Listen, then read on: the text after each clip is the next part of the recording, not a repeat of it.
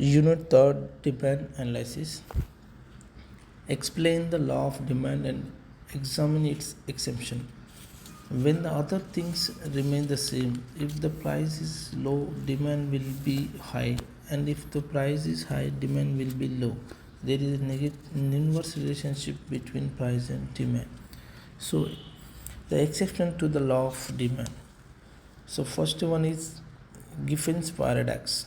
Sir Robert Giffen observed that the poor people will demand more of inferior goods if their prices rise.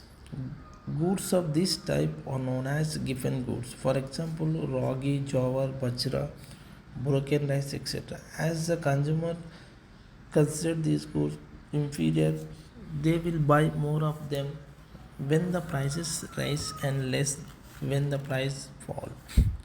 Second one, Veblen effect or prestigious goods. Veblen is most famous for his book The Theory of the Leisure Class. Veblen pointed that there are some goods like diamonds, precious stones, costly furniture, etc., which are demanded by very rich people for their social prestige. If price of this increases, increases. Price decreases, demand also decreases. This is exception to the law of demand. Third one, a speculative effect. If the price of a commodity increases, then the consumer will buy more of it. If it is expected to increase still further. Fourth one, illusion. Sometimes consumers develop a false idea that a high priced good will have a better quality instead of low priced good. If the price of such a good falls, demand decreases, feel that it is quality also deteriorates and they do not buy, which is contrary to the law of demand. This is also the exception to the law of demand. So, so next question is that what is demand function? What are the factors that determine demand? The relationship in between demand and demand factors is called demand function. It can be expressed in terms of mathematical so way dx is equal function of px p1 and goes on p and comma yt.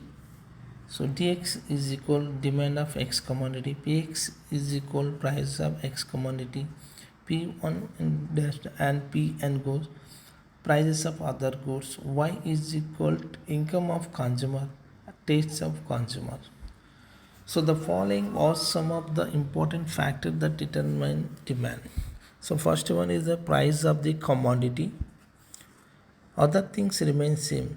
If the price of commodity decreases, its demand will increase, and if price of commodity increases, its demand will decrease. There is a negative or inverse relationship between price and demand.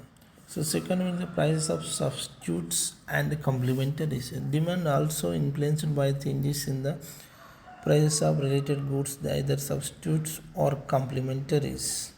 The substitutes example, the price of tea increases, the coffee demand increases, and vice versa. This is a positive relation between substitutes. In complementaries, the scooter price increases, demand for petrol decreases. In vice versa, there is a negative slope or in between complementary goods. Third one, income of the consumer. Income of the consumer is another important determinant in the superior goods. Whenever the income of the consumer increases, the demand for superior goods increases, but the demand for inferior goods or decreases. Fourth one, tastes and preferences. Demand for commodity may changes due to change in states and preferences and fashions. An increase in the use of trousers and reduced demand for dhotis due to change in passions. The fifth one is population. Size of population of a country is another important determinant of demand. The larger the population, more will be a demand for certain goods like food grains and clothes, etc.